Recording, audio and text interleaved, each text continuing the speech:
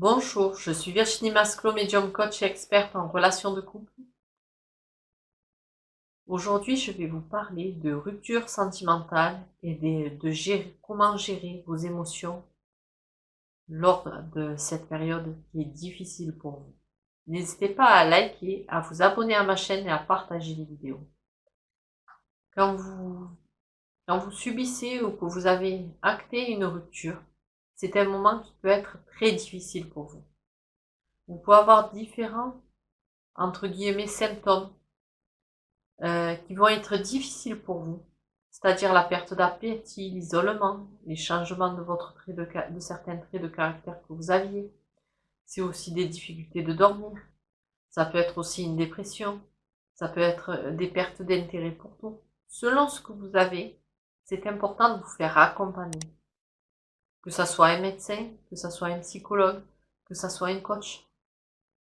Chacun peut vous apporter quelque chose pour vous aider à passer cette étape-là, pour ensuite repenser à vous, parce que vous existiez même avant que la relation commence.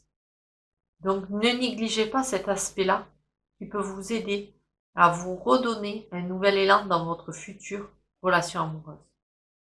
Ce qui est important, c'est de faire le bilan de pourquoi cette relation elle a échoué, pourquoi elle n'a pas marché. Une fois que vous aurez fait ceci, je vais vous énumérer différents points qui vont être importants parce que c'est des points importants qui peuvent vous aider à avoir une relation amoureuse saine. Dans votre prochaine relation, ce qui est important, c'est la communication. Vous devez pouvoir discuter de tous les sujets sans aucun tabou. Ce qui est également important, c'est le respect mutuel. Votre compréhension, comprenez l'autre même si vous n'êtes pas toujours d'accord avec. Acceptez-le tel qu'il est sans forcément chercher à le changer, parce que si vous cherchez à le changer, à un moment donné, votre relation n'ira pas bien. Ce qui est important également, c'est la confiance. La confiance, vous devez lui faire confiance et avoir confiance en lui et avoir confiance en vous. Si vous doutez, le doute va mettre une faille dans votre couple et ça ne fonctionnera pas. Donc soyez vigilants à cela. L'acceptation, acceptez-le tel qu'il est. Soyez dans la compassion. Comprenez, c'est dans l'empathie.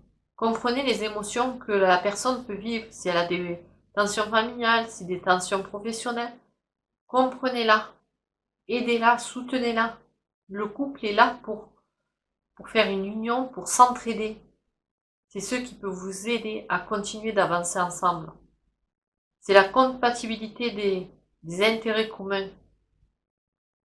Appréciez tous les intérêts que vous avez ensemble. Et si éventuellement vous n'en avez pas trop, ok, comprenez ses passions, comprenez ce qu'il aime ou ce qu'elle aime. Et peut-être qu'à un moment donné, vous aussi, vous allez apprécier.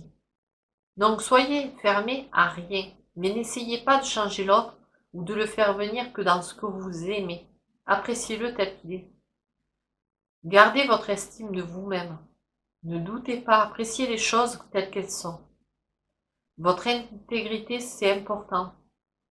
Ça vous permettra de garder confiance en la relation.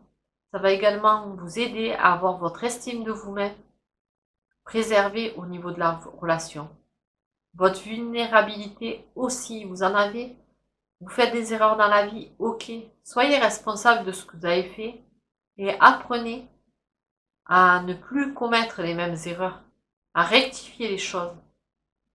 Vous n'êtes pas comme quelqu'un où derrière c'est la façade. Non, vous êtes humaine. Les erreurs, tout le monde en fait.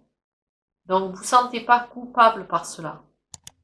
Et soyez franc surtout dans votre relation. La franchise, c'est vraiment un point crucial dans le couple si vous voulez qu'il perdure dans le temps.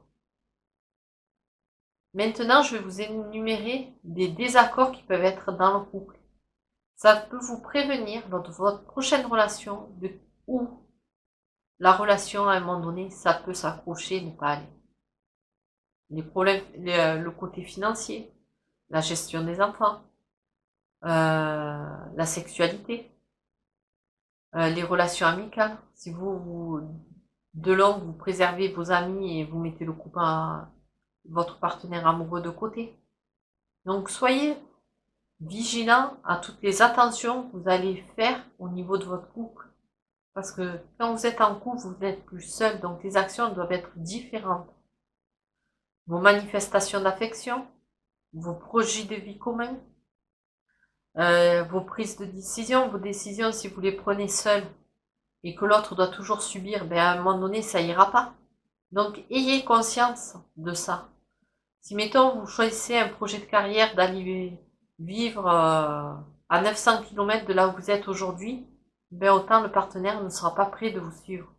Donc, discutez, prenez les décisions en commun. C'est pour ça que la communication, c'est vraiment primordial dans votre couple.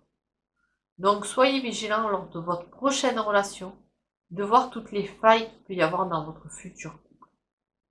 Ça va vous aider à améliorer votre vision des choses et de voir les choses différemment, quitte à avorter la relation directement. Donc, sachez vous écouter dès le départ de la relation.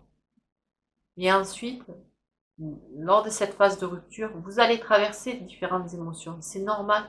Il va falloir que vos émotions vont vous aider à faire vraiment le deuil de la relation. Donc, acceptez-les.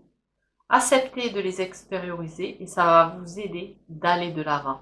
Je vous dis à très bientôt dans une prochaine vidéo. Au revoir.